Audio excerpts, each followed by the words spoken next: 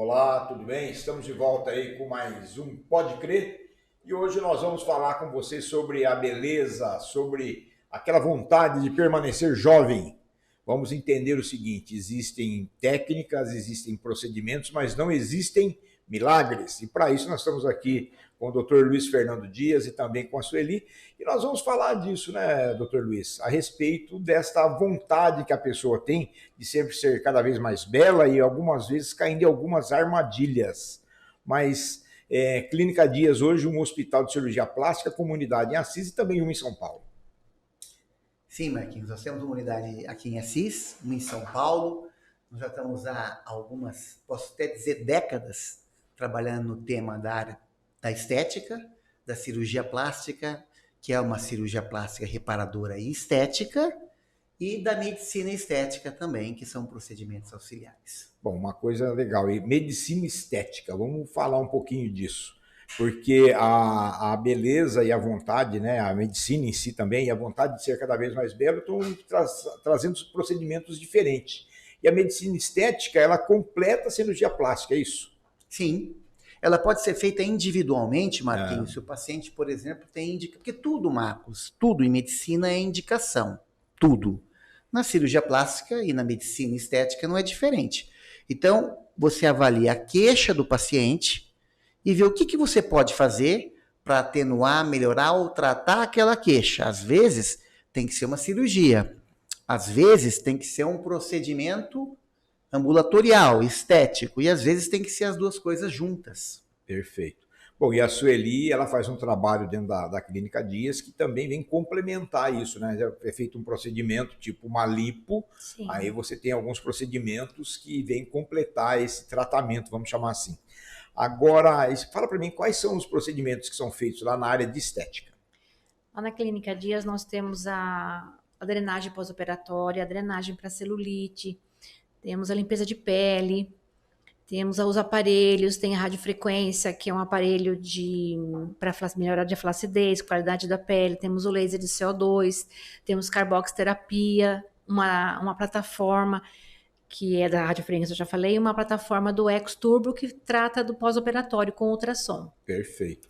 E aquele tratamento das pedras que eu gosto lá, né? Pedras quentes, isso mesmo. Também, né? Tem a vela no inverno, também. Isso mesmo. É bacana. Aquecido, bom, né? Exatamente. A pedra ela é aquecida e é feita uma massagem com o óleo e deslizando a pedra. Olha, para você que não sabe o que eu estou falando, convido você a ir até a Clínica Dias e entender esse procedimento aí que é muito bacana. Mas, doutor Luiz Fernando, o senhor tem uma preocupação muito grande, né, com a medicina, né, o comprometimento com a cirurgia plástica, né? Tanto na unidade de São Paulo quanto na unidade de Assis.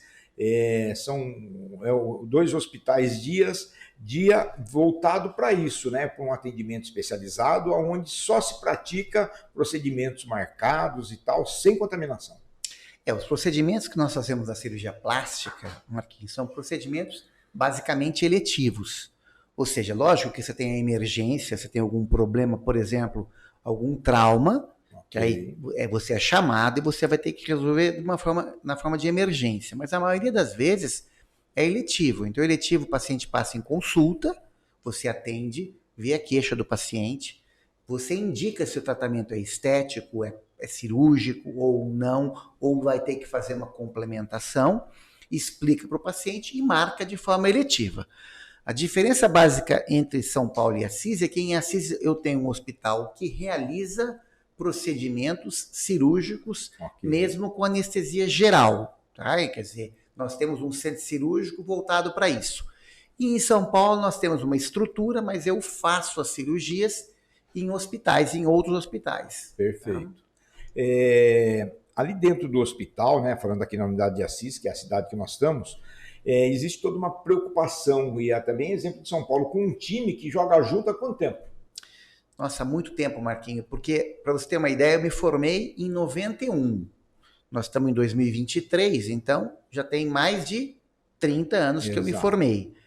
Aí você faz a residência de cirurgia geral, de cirurgia plástica, eu fiz alguns estágios no exterior, de forma que quando eu voltei no final da década de 90, 97, 98, para começar a trabalhar como cirurgião plástico, Eu montei uma equipe que logo em seguida já tinha, por exemplo, uma pessoa que é meu braço direito aqui. E aí depois, no comecinho de 2000, há mais de 20 anos, eu tenho um colega que me ajuda e uma anestesista que me ajuda em São Paulo. Então essa equipe é muito antiga. Sueli, quanto tempo você está com a gente, Sueli? Há mais de 10 anos. Bem mais do que isso. Então eu acho que a pessoa que está lá, dificilmente tem uma que tem menos de 10 anos trabalhando com você. Entendi. E por que é interessante, Marquinho? Porque muitas coisas você nem precisa nem falar.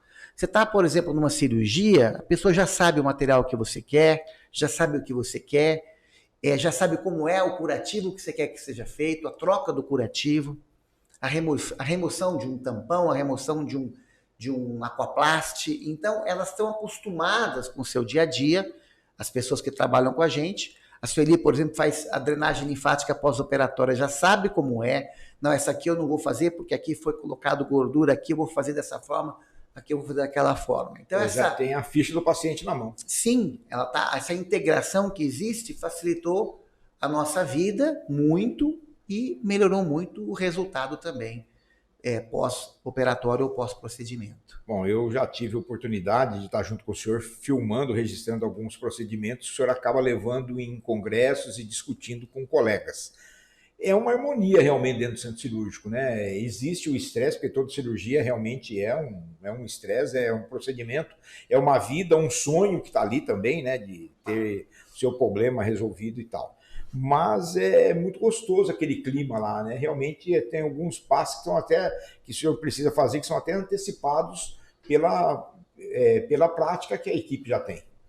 Sim, Marcos. Por exemplo, estou falando aqui basicamente de cirurgia eletiva. Então, tem uma cirurgia marcada, uma cirurgia específica, por exemplo, uma lipoescultura. Então, eu vou entrar para marcar paciente, eu prefiro marcar em Assis, eu marco dentro do centro cirúrgico, em São Paulo eu marco no quarto. Isso é uma questão, na verdade, é pessoal, porque lá em São Paulo eles já começam a computar horário a partir do momento que você entra dentro do centro cirúrgico. Entendi. E aqui eu não faço isso, então eu não quero que o paciente pague mais centro cirúrgico em São Paulo. Mas o que acontece? Eu marco o paciente com o paciente de pé, uso um pincel atômico, as minhas me ajudam. Depois que você marcou, você marca a parte que tem que marcar deitada. Daí vai ser feita a punção venosa, pegar um acesso venoso da paciente. Okay. O anestesista conversa com a paciente, aí faz a sedação e ele vai fazer a anestesia que ele achar interessante. Vai ser uma peridural, uma RAC, vai ser uma anestesia geral. A gente tem geralmente uma música bem baixinho na sala que a gente vai ouvindo, porque o ambiente é realmente muito agradável, aquele ambiente meio de hospital, pesado, de emergência. E, às vezes você vê nesses seriados que tem no ER, lembra? O Emergency Room. Então você vai, pega a adrenalina aí. Não tem, porque é um negócio super tranquilo, porque é uma cirurgia eletiva num paciente com boa saúde.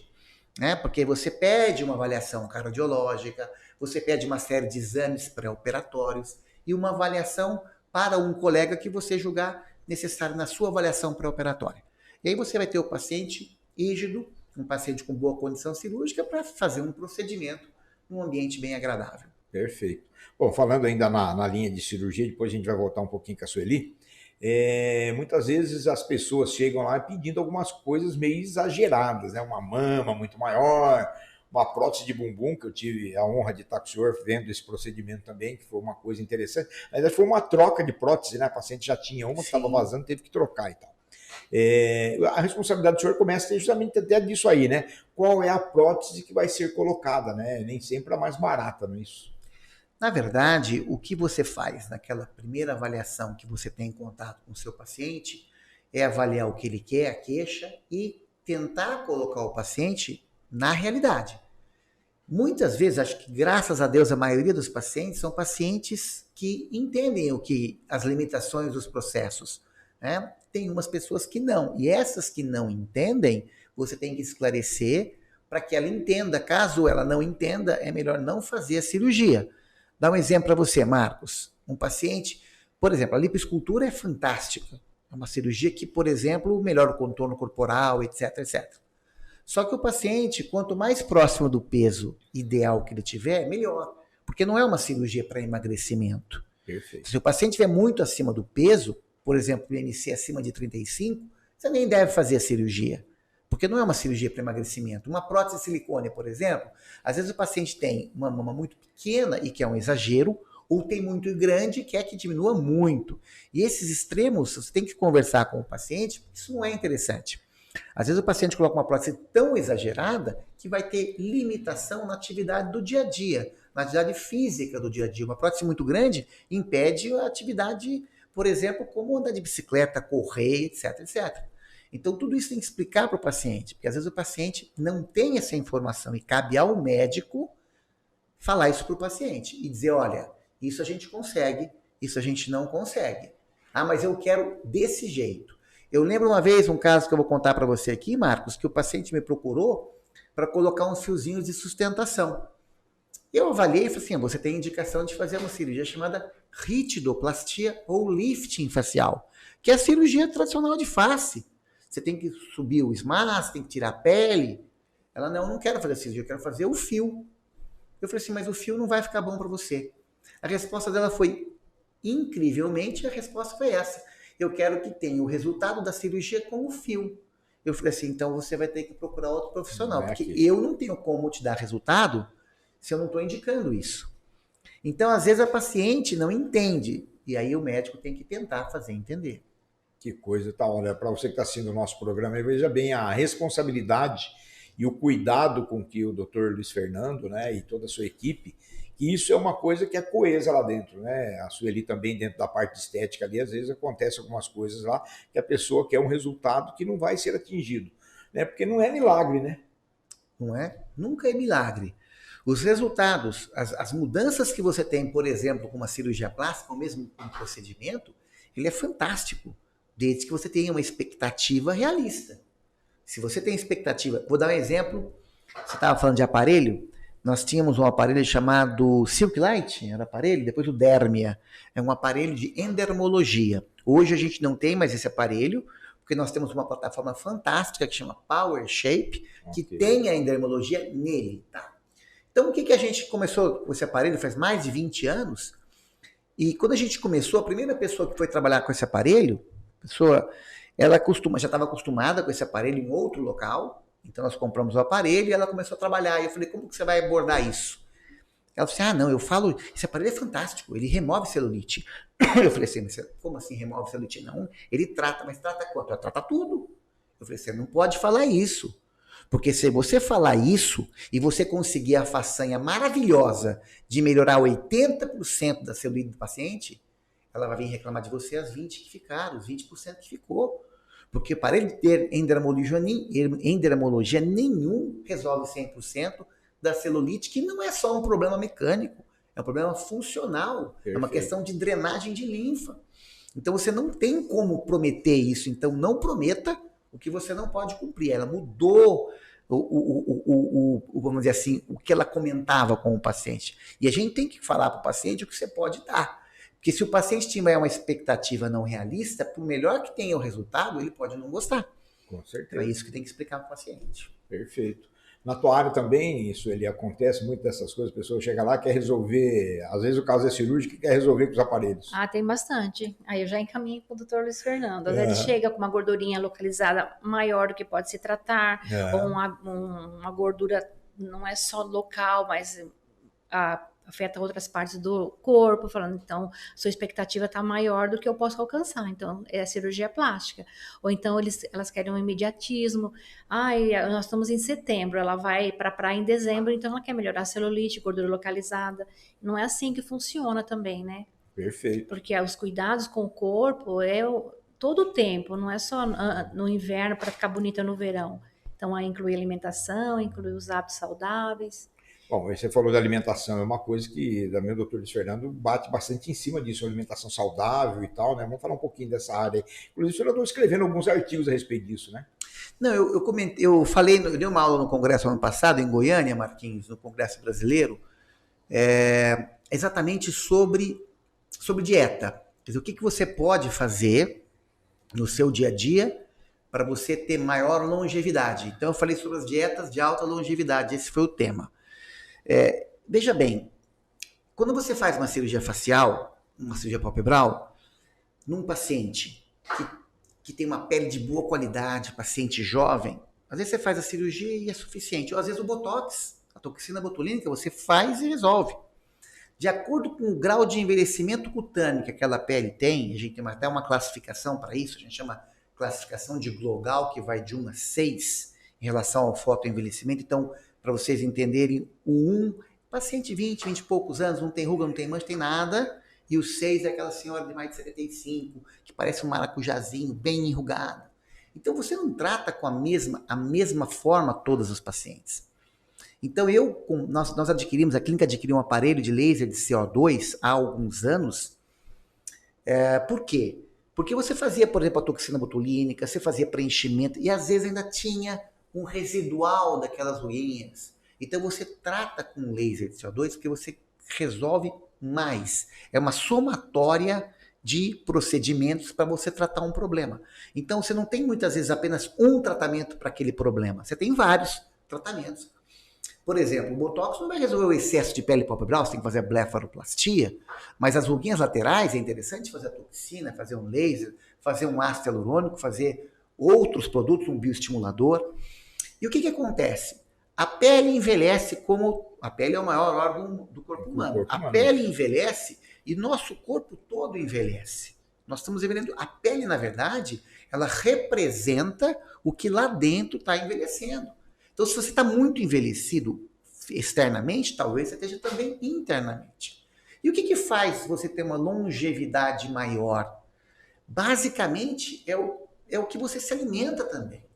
Porque nós temos, por exemplo, formação, Marquinhos, de radicais livres, que a gente chama. Não sei se você já ouviu falar de radicais livres. Sim. A gente chama de EROS, espécies reativas de oxigênio, o EROS. Essas substâncias estão sendo formadas o tempo todo no nosso organismo. E nós temos um sistema endógeno de eliminar isso. É um sistema endógeno de enzima. Por exemplo, a catalase é uma enzima que faz isso. Superóxido desmutase é outra. Mas, se você forma muito radical livre, eles não dão conta. E você pode suplementar isso na dieta. Então, o que é essa suplementação? São o que a gente chama de, além das vitaminas antioxidantes C, E, D, além dos minerais como selênio, zinco, nós temos os compostos bioativos, que até eu fui conversar sobre isso lá também. E os compostos bioativos estão naquilo que você usa para cozinhar. Então, por exemplo, vou dar um exemplo aqui para não ficar muito maçante, porque é muito nome, mas o tomate tem uma substância chamada licopeno, o brócolis, sulfurafano, o chá verde, o chá verde tem a epiglogatequina 3-galato, o cacau tem a teobromina. Então tem várias, vamos dizer assim, o que tem o vinho? O vinho tem o resveratrol, porque é da uva vermelha. Uhum. O ácido elágico nas frutas vermelhas, como o morango, como a framboesa. Então, todos esses compostos bioativos, eles agem como antioxidante. Porque o que o radical livre faz? É uma molécula que está, vamos dizer assim, está louca, e ela vai roubar elétron de algum, por exemplo, de uma proteína, de uma gordura ou do DNA. E lesa, e você envelhece, você tem doença crônica. Então, se você pegar esse radical livre e tirar, e ele estabilizar, por exemplo, um antioxidante estabiliza esse radical livre, você deixa de ter excesso de radical livre. Tá? O açúcar, por exemplo, é lesivo porque ele promove a formação do que a gente chama de produtos da glicação avançada, produtos finais da glicação avançada. É muito ruim também. Nós temos produtos que inflamam o nosso organismo. Alguns óleos inflamam o nosso organismo. O ômega 6, ele é inflamatório. E o ômega 6 é rico onde? No óleo vegetal. Então a gente tem que evitar o óleo vegetal. Ah, o óleo de soja? Sim. O óleo de girassol? Sim. O óleo de canola, o óleo de canola não pode ser utilizado. Canola não existe a planta da canola. A planta canola vem de Canadian Oil. Então o que nós vamos usar? Usa saturada, banha de porco. Qual é o problema? Não é o bicho de 7 cabeças, ou então o azeite de oliva, que é rico em ômega 9. Tá? Então, esses produtos são importantes se você desinflama, porque a relação, Marquinhos, entre ômega 6 e ômega 3 se faz inflamar. O ideal é de 1 para até 4, 5 no máximo. Você sabe qual é a relação no óleo de soja? 1 para 50. Nossa. No óleo de girassol, 1:70. Ou seja, você utilizando óleo vegetal, você está consumindo muito ômega 6. E isso é inflamatório. E a mídia vem trabalhando muitas vezes na sua cabeça e você acaba migrando, né, para esses óleos diferenciados aí que acabam aparecendo, né? É terrível, terrível. Agora, recentemente eu tive o prazer de acompanhar uma cirurgia do senhor usando um aparelho lá que é o Vibrolipo, né? Não sei se é esse o termo correto, que ajuda e antecipa até na hora dos procedimentos. Vamos falar um pouquinho dessa técnica aí. Olha, Marcos, a lipoaspiração, ela é dividida, tem várias formas, tem várias lipoaspirações, mas na verdade todas elas são aspiração de gordura. Então você tem que usar um material metálico e a ele você tem que colocar um sistema de vácuo, basicamente, porque Perfeito. Se você puser um instrumento metálico e fizer movimento de vai e vem, a gordura não vai sair, tem que ter um vácuo. Sim. Bom, então a lipoaspiração tradicional é uma cânula tradicional, uma mangueira ligada ao aparelho de vácuo. Lipoaspiração tradicional. Depois eles criaram a lipoaspiração com seringa, que eu coloco a cânula na seringa e quando eu puxo o êmbolo eu dou o vácuo. Okay. Você deve ter acompanhado aquele dia. Isso daí o que muda? Só a forma de dar o vácuo. Eu posso fazer ultrassom, posso fazer laser nisso daí. Também muda o quê? Você vai colocar na ponta, vai emulsificar um pouquinho a gordura ou não. O laser praticamente ninguém usa.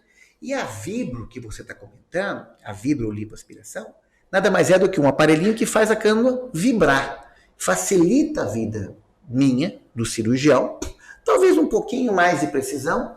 Então ela é interessante porque você também ganha um pouquinho de tempo. Porque você acaba fazendo o mesmo procedimento num tempo mais curto e cansa um pouquinho menos. Então essa é a vantagem. Mas ela não faz nada de diferente. Ela não substitui a mão do cirurgião. Okay. E outra coisa que eu vi muito tempo, um conceito equivocado, espalhado inclusive aqui na cidade de Assis, que dizia que a vibrolipoaspiração era como se fosse uma lipoaspiração com anestesia local. Aqui você viu, por exemplo, foi com anestesia peridural. Eu estava fazendo uma vibrolipo com anestesia peridural. Eu posso fazer uma vibrolipo com geral, com local, com bloqueio, porque vibrolipo significa lipo com aparelho vibratório, ponto. Tipo de anestesia é outra coisa. Eu posso fazer lipoaspiração, por exemplo, eu não posso fazer uma lipoescultura com anestesia local. Por quê? Porque a xilocaína, lidocaína, que é o anestésico, em altas doses pode ser tóxica. Então o que acontece? Eu tenho que fracionar. Se eu tiver que fazer uma lipoescultura num paciente, com o local, eu vou ter que fazer uma área 2 hoje, daqui uma semana 2 eu faço outra área, porque se eu for anestesiar tudo, ou eu vou anestesiar pouco, a paciente vai ter dor, ou eu vou dar muito anestésico e vou colocar em risco. Então é muito mais fácil você fazer um bloqueio e fazer uma lipoaspiração, uma lipoescultura com o bloqueio. E quando você vai fazer uma lipoaspiração bem limitada, você pode fazer um bloqueio ou você pode fazer local. Agora, vibrolipoaspiração é lipoaspiração com o vibrolipoaspirador, que é um aparelho que vibra. Perfeito. Bom, você veja, como existe a técnica e acho que a receita do bolo não é igual para todo mundo, né? É analisado cada caso a caso, não é isso? Sim. E a hora que passou pelo procedimento é a necessidade de fazer alguns outros procedimentos, que aí entra a Sueli e o time lá também, para completar isso aí, não é, Sueli? Logo depois da cirurgia, depois de 3 dias, que até 72 horas depois, a paciente ainda ela vai inchar, né? E tem bastante edema por conta do trauma da cirurgia. Normal isso. Aí o doutor Luiz Fernando caminha para estética e nós vamos começar a fazer a drenagem. E muitas vezes a drenagem não é aquela drenagem comum de celulite e gordura localizada, a gente faz uma drenagem reversa. Porque o que nós tratamos logo depois da cirurgia é o edema. O edema que causa, né, após esse procedimento. Então, é o sistema linfático que tem que colher tudo isso. O sistema linfático é o sistema coadjuvante do sistema circulatório. Então, ele vai ajudar o sistema circulatório no que ele não consegue no retorno venoso, né? Então, trabalha-se com a linfa. Aí, nós vamos fazer com que o organismo ajude a captar melhor esse edema que fica. Porque se a paciente não fizer, ela não vai sarar? Vai. Mas ela vai ter mais complicações, vai ter mais dor, vai inchar mais, limita movimento, demora mais para cicatrizar, vai aparecer a fibrose, vai ficar mais tempo, né, resistente, que a fibrose também faz parte da cicatrização, só que com o tratamento estético, logo em seguida, né, a drenagem, que vai captar toda essa linfa que está ali no local, ela vai ajudar a paciente a ir se recuperando mais rápido. Perfeito. Bom, doutor Luiz Fernando, ele participa de vários congressos, inclusive compartilhando a sua experiência do dia a dia, e não sirvo nem para modelo para isso que eu vou dizer agora, mas tive o prazer já de 2 ou 3 vezes fazer filmagem para o senhor sobre implante capilar, certo? E é uma coisa que não é para todo mundo, senão eu não estaria aqui desse jeito, estaria cabeludo hoje, né? Vamos falar um pouquinho disso aí, né? Da área doadora, não é todo mundo que consegue ter essa técnica. Perfeito. Vamos falar de implante capilar. Mas antes eu queria saber se eu poderia fazer uma complementação em relação à lipo. Pode, sem Aí, problema. tá, não tem problema. Não, vamos para cima. É pelo O seguinte, espaço é nosso. porque nós estamos discutindo aqui, eu vou falar de implante, mas aqui quem está falando de lipo. No final da lipo, o que a lipo faz? Ela reduz volume, correto? Ok. Então você tem o continente, que é a pele, e o conteúdo, que é a gordura. Quando você reduz o conteúdo, esse continente tem que se adaptar, senão ele sobra. Ou seja, senão nós vamos ter flacidez de pele. Então a avaliação do paciente pré-operatória vai dizer para um profissional que tem uma certa experiência com aquilo, não, é suficiente só a retração que vai ser gerada pela lipo. E você pode, em alguns casos, promover tratamentos adicionais intra e pós-operatórios de melhoria de retração de pele. É isso que eu queria chegar. Então, hoje em dia se fala muito, por exemplo, de radiofrequência intraoperatória e do plasma intraoperatório. Perfeito. Eles não são aparelhos de lipo com radiofrequência, de lipo com plasma. Eu não vou falar o nome dos aparelhos aqui, o nome comercial, que seria propaganda para a empresa, tá? Entendi. Mas, por exemplo, você termina a lipo, depois você põe o aparelho pelo buraquinho da lipo e você faz uma radiofrequência, que é um aparelhinho assim, ele tem a parte de cima e de baixo, é um aparelho que o concorrente é o plasma, que ele emite plasma e gera uma retração de pele no pós-operatório. Então, esses 2 aparelhos foram criados para melhorar a retração de pele. Em alguns casos que você precisaria, de repente, lógico, aquele caso que tem muita flacidez, vai fazer uma lipo de abdômen e tem muita flacidez, tem que fazer a plástica de abdômen junto, não adianta, não tem aparelho que vai resolver. Mas, às vezes, pouquinho de flacidez, você pode utilizar, então, a radiofrequência ou o plasma. E tem um outro tratamento que eu faço com muita frequência para pescoço, para abdômen superior, que é a nanogordura, que é a aplicação de uma fração da gordura que vai funcionar como bioestimulador no intraoperatório. Perfeito. E no pós-operatório a gente costuma fazer algo que eu acho muito legal, que é o laser de CO2. Passou 3, 4 semanas, faz uma sessão, 2, você vai avaliar se são 2, se são 5, se são 6. Mas o laser de CO2, ele retrai pele, faz síntese de colágeno, e para aqueles casos que você fez a lipoaspiração, não tirou pele, não fez corte e quer um adicional na retração, o laser de CO2 é uma boa opção para pós-operatório. E a nanogordura para intra. Agora, respondendo a questão do implante capilar, desculpa, mas você podia fazer a pergunta de novo, Vamos lá. Como eu disse, né, tem pessoas, né, que ela tem a vontade, né, o desejo de ter aquele cabelão e tal, certo?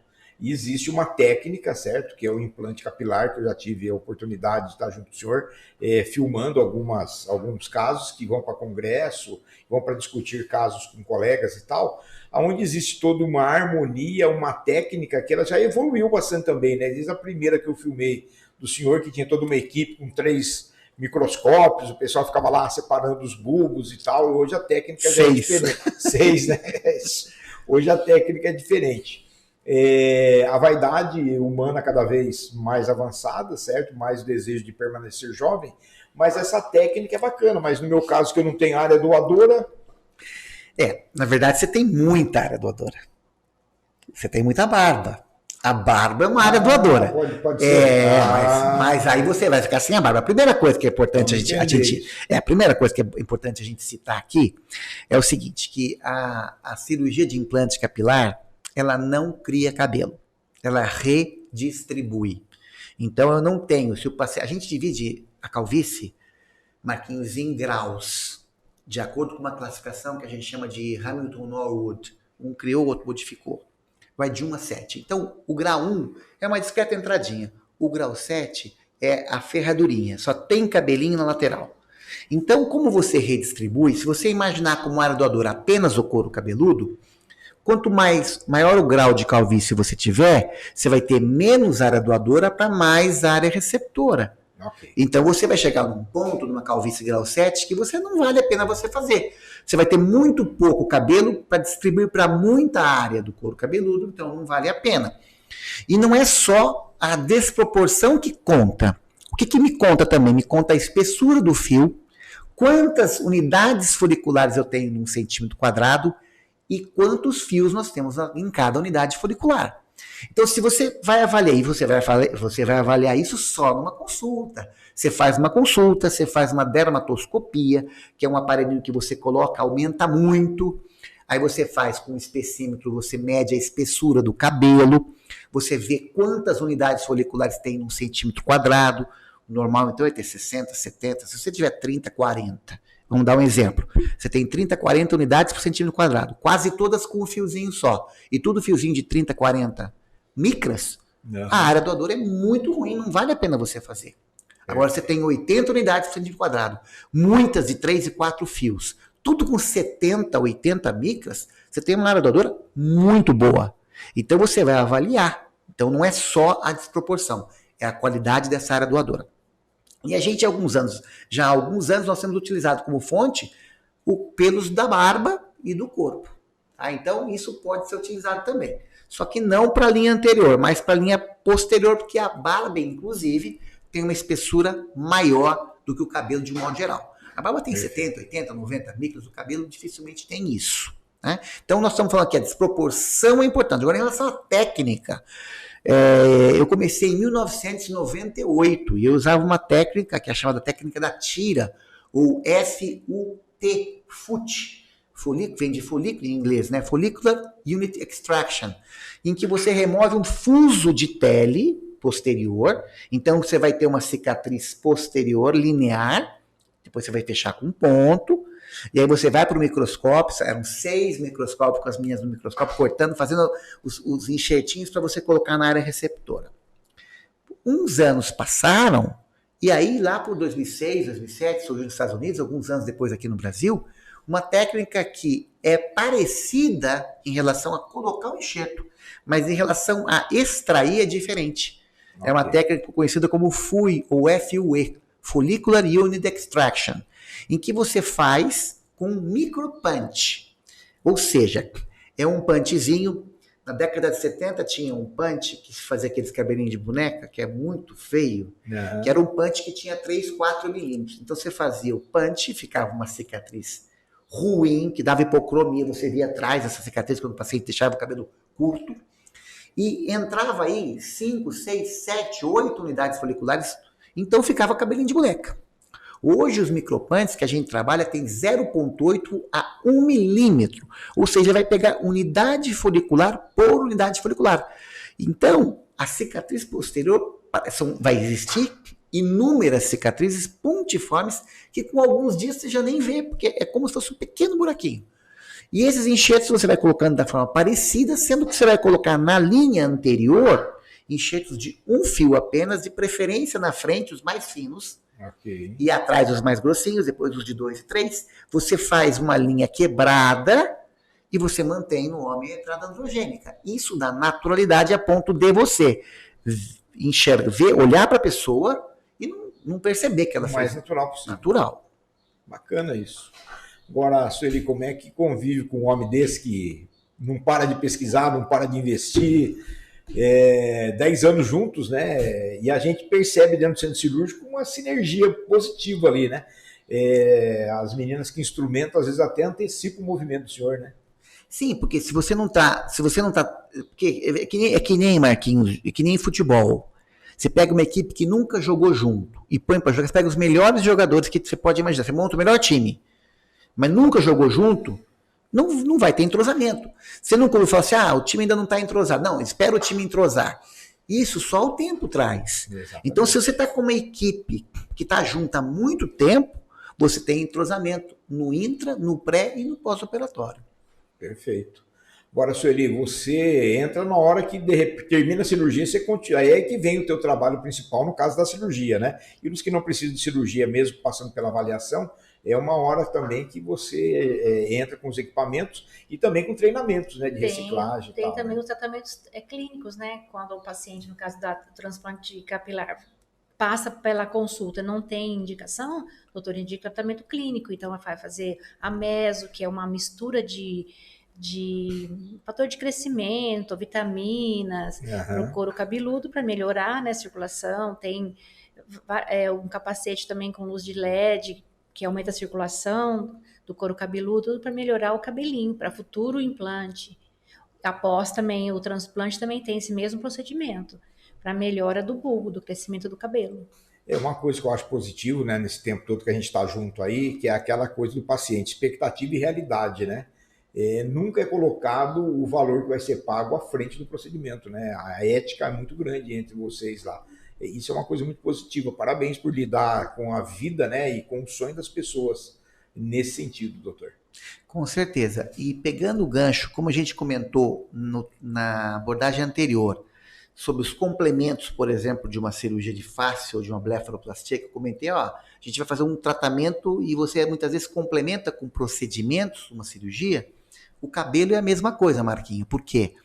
Para a gente entender, ó que interessante, calvície, ela, a maioria das vezes, ela é androgenética. A gente chama de androgenética padrão masculino no homem e feminino na mulher. Ou seja, é a junção de dois, entre aspas, problemas. A genética Ok. e o hormônio masculino. Que a testosterona, ela é convertida em dihidrotestosterona. A dihidrotestosterona gruda no receptor, no bulbo do cabelo, e promove um processo chamado miniaturização. O cabelo vai ficando fininho, fininho, fininho, fininho e cai. E aí esse não volta mais. Porque a gente perde todo dia 70, 80 fios de cabelo normais. Na fase do cabelo normal. Anágena, catágena, telógena, cai anágena de novo. E o fio volta. Agora, se você sofreu o processo de miniaturização, ele não volta. Então, o que nós temos que fazer? Uma área que não tem cabelo, você vai ter que plantar cabelo, vai ter que fazer a cirurgia. Mas uma área que está sofrendo esse processo, você tem que interromper ou retardar clinicamente. Por isso que o tratamento da calvície, ele não é só cirúrgico e nem é só clínico. Então, eu vou dar dois extremos para você. Paciente de 20, 22 anos de idade me procura dizendo que está perdendo muito cabelo, você avalia, não tem nenhuma área com falta de cabelo. O que você faz? Tratamento clínico. Você vai pedir uma série de exames, fazer uma avaliação, fazer uma dermatoscopia, vai acompanhar ele. Eu tenho paciente acompanhando há anos com a calvície estável, com os familiares calvos. Ou seja, se ele não tratar, ele vai ter a calvície. E tem um paciente de 60, 70 anos que está com a calvície estabilizada já há muitos anos, que talvez se beneficie menos com o tratamento clínico, mais com o cirúrgico. Mas a maior parte dos pacientes precisa dos dois tratamentos. Por quê? Eu repovoo a área que está faltando com o tratamento cirúrgico e eu melhoro a qualidade do que ele tem com o clínico. E com o clínico também eu reduzo, pelo menos eu reduzo a velocidade desse processo de calvície.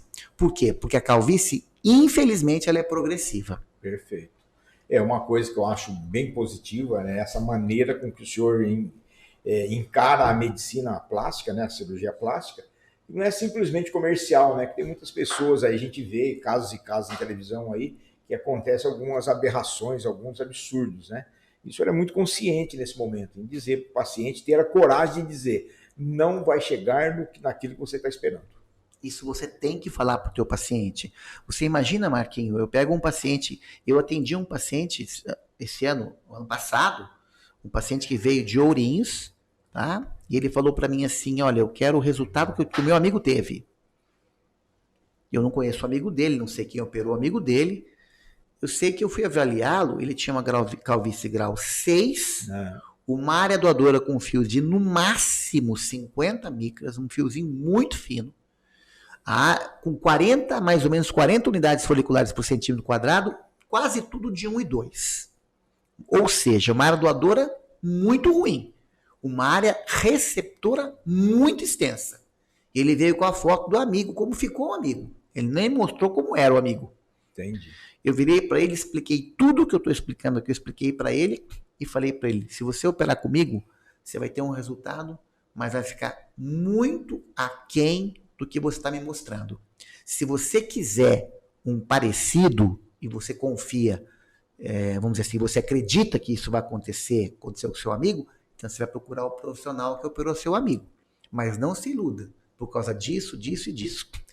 Ele não voltou comigo, eu não sei se ele fez cirurgia ou não, mas se eu tivesse feito a cirurgia nele, eu teria tido um ganho monetário para fazer a cirurgia e uma dor de cabeça depois que não tem preço, Marquinhos. A paz minha, a minha paz, a paz da minha equipe. Por isso que a gente explica, conversa. E o que eu quero do paciente é que ele tenha confiança na nossa equipe, confiança em mim, confiança na clínica, porque credibilidade é algo muito difícil de conseguir ao longo dos anos. Com certeza. Então eu tenho que explicar para isso a gente consegue, se a gente não consegue. E aí o paciente tem que ter uma expectativa realista. Eu acho que é justamente isso, né? A pessoa ela quer um milagre, né? E não é essa coisa, né? Realmente é técnica, certo? E muita consciência do profissional que está fazendo a avaliação, principalmente. Sim. Por exemplo, você tem procedimentos clínicos que você vai fazer e você vai amenizar. Eu vou dar um exemplo para você, Marquinhos. Por exemplo, pé de galinha. Todo mundo sabe o que é pé de galinha. Sim. A toxina botulínica, o botox trata pé de galinha? A resposta é sim. Em que grau? Pega uma paciente de 30 anos que quando sorri faz pezinho de galinha e esse pé de galinha é apenas por ação do orbicular lateral. Você paralisa o orbicular lateral, você resolve o problema. Agora, você pega uma paciente, de repente, com mais idade, que já tem vinco, ou seja, já tem ruga estática. Okay. Uma paciente que essas ruguinhas não são causadas só pelo orbicular lateral, são causadas também pelos zigomáticos, elevadores. E aí você vai ter o quê? Pode ter até uma melhora, mas não vai eliminar. Aí você tem que explicar para o paciente que vai precisar de um preenchedor, que vai precisar de um bioestimulador, de um laser de CO2. Então, isso tem que ser explicado para o paciente. Agora, se ele não tiver, se ele não entender, é melhor você não fazer. Agora, é muito, muito comum você explicar para o paciente entender. E aí ele faz, tem um grau de melhora, ele volta e fala, agora eu quero fazer aquela outra coisa que você sugeriu. E você vai dividindo com o paciente. Porque o que acontece, Marquinhos? O problema é do paciente. Quando ele me procura para eu ajudá-lo a resolver o problema. Eu nunca posso ser o inimigo do paciente. Isso acontece quando o paciente está mal informado ou mal intencionado. Se o paciente chega na tua clínica por algum motivo ou com algum problema psicológico, às vezes acontece isso, Marquinhos. O paciente está deprimido, ele vai triste, e ele está com um problema interno, ele acha que o problema externo resolve. Então, é muito comum. Paciente que perdeu um ente querido, ou brigou com o marido, o marido largou, separou, está triste, vai lá e fala, eu quero pôr uma prótese. Como se aquilo fosse resolver a vida dela. Eu tive uma paciente há uns anos atrás, Marquinhos, que nós fizemos uma prótese de silicone, uma prótese ficou linda. Mas na cabeça dela, ela ia colocar prótese e o marido ia voltar. Porque para ela, o marido largou porque a mama era pequena. Ela fez uma neura e eu não consegui captar isso antes. Eu descobri isso secundariamente. Eu descobri por causa de uma... Ela conversou isso na manicure, a manicure conversou com não sei quem, e não sei quem investiu para mim.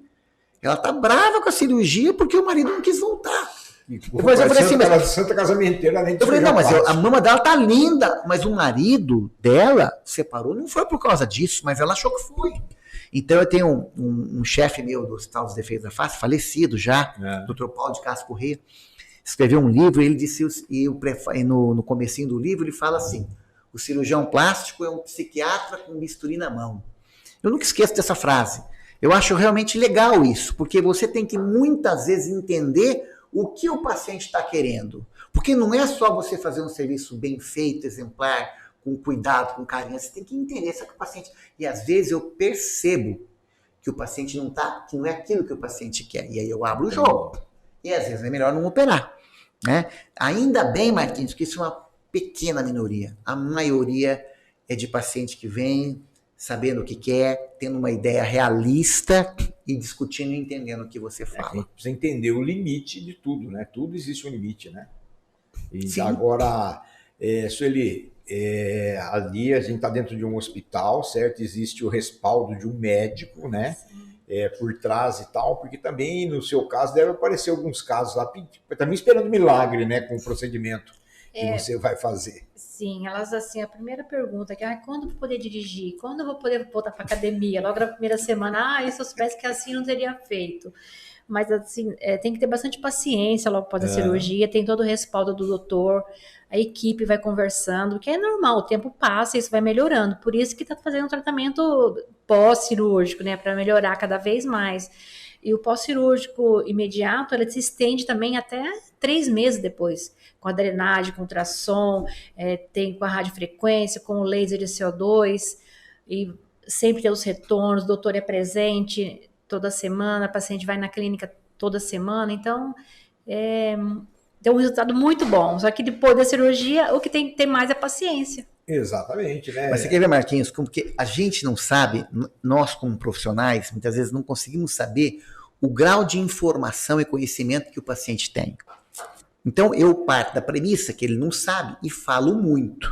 Além disso, eu dou um papel escrito sobre o procedimento para ele ler em casa e nós temos um vídeo específico de cada cirurgia que é desenho animado para ele ver. A gente fala muito. Mas mesmo assim, às vezes o paciente não entende. Eu vou dar um exemplo, pegando o gancho da Sueli, que nós fazemos na clínica, ela faz na clínica, que isso é muito óbvio, o bronzeamento a jato de tinta. É que nem uma tatuagem de rena, Marquinhos. Você já fez tatuagem de rena? Sim. Você fez tatuagem de rena, daqui a alguns dias você não tem mais tatuagem. Uma semana, 15 dias. A paciente fez um bronzeamento, 10 dias depois ligou reclamando que estava saindo. Você, quando faz um bronzeamento artificial, você até pede para não esfregar, não tomar banho, não é? Tenho certos cuidados. Então, porque é uma tinta. Se você esfregar, vai sair. E isso é para quê? Para você fazer o bronzeamento hoje, de dia, para você ir num casamento. Você vai na praia amanhã, você não quer chegar branca. Né? Não é para você ficar... Você não é um bronzeamento que não vai te tingir por dentro. Não é uma tatuagem. É uma tintazinha. Então, quer dizer, a gente fala, mas ela achou estranho, tá apagando. E isso daí fica 2, 3 dias. Se você fizer banho de imersão, entrar na banheira, por exemplo, ou na piscina, você perde. Então, às vezes o paciente vai lá, faz uma tatuagem não, um bronzeamento a jato de tinta, vai pra piscina, em 2 dias perde, mas não tem como, né? Bom, o nosso tempo está se acabando aí, a gente poderia até falar mais, mas eu acho que em vez de a gente falar tudo agora, a gente poderia se encontrar novamente, mesmo porque na medicina nada está pronto, tudo está em construção, certo? Mas se ele deixar um espaço para você dar uma dicasinha aí, olhando para essa câmera aqui, para quem está nos assistindo ali, de como proceder, como se cuidar aí, principalmente nesse verão maluco que nós estamos vivendo, né? Você sai de manhã, tá calor, à tarde chove, à noite tá frio, mas para quem quer permanecer dela, uma dicadinha de saúde. Uma dicasinha que todo mundo sabe, mas às vezes é sempre bom estar lembrando, né? A gente sempre esquece também. É passar um protetor solar de acordo com a sua pele. Se a sua pele for oleosa, você pode passar um protetor solar à base de gel. Tá repassando esse protetor solar, hidratando a sua pele, rosto, pescoço, colo, corpo todo após o banho. E muita água. Muita água. Muita hidratação. Muito daí, senhor doutor. Muita hidratação. E eu gostaria então, para finalizar, Marquinho, dar uma dica alimentar. Por quê? Porque se você se alimenta bem, você vai melhorar a qualidade da sua pele, vai ter maior longevidade e menos doenças crônicas. E o que seria essa dica? Evitar, vamos fazer o balanço entre dieta ocidental e dieta do Mediterrâneo. A dieta ocidental é aquela do fast food. Evitar tudo que for processado, tudo que for industrializado, lanche, refrigerante, geleia, tudo que for industrializado, você deve evitar. Lógico que não tem como evitar 100%, mas ao máximo. E usar então os produtos naturais, peixe é rico em ômega 3, Marquinhos. Peixe é fantástico. Bastante verduras, frutas, que isso daí está na dieta do Mediterrâneo, na dieta asiática, na dieta japonesa. Tá? Então, na maioria das dietas de alta longevidade tem isso daí. E o grande vilão para a saúde é o açúcar. Evite o açúcar. Essa é a dica. O açúcar faz muito mal para a saúde. É isso aí. Olha, e se você for um cara que não obedece às regras, Ainda bem que existem procedimentos aí que conseguem pelo menos resolver aí 30%, 40%, 50%, né? Mas é isso, né? A busca da beleza constante, da juventude constante, né? Inclusive, tem pessoas que procuram a fonte da juventude até hoje, né? Exatamente. Se tomar vinho no Santo Graal, que ninguém sabe onde foi parar, né? Mas então existem lendas aí. Mas o importante saber é isso. Tem pessoas, né, profissionais hoje que estudam, trabalham para que consigam proporcionar para você pelo menos o prazer em se olhar no espelho. Eu acho que a coisa mais dura do mundo é quando a pessoa se olha no espelho e não se vê. Né? Então, isso eu acho que é uma coisa bacana.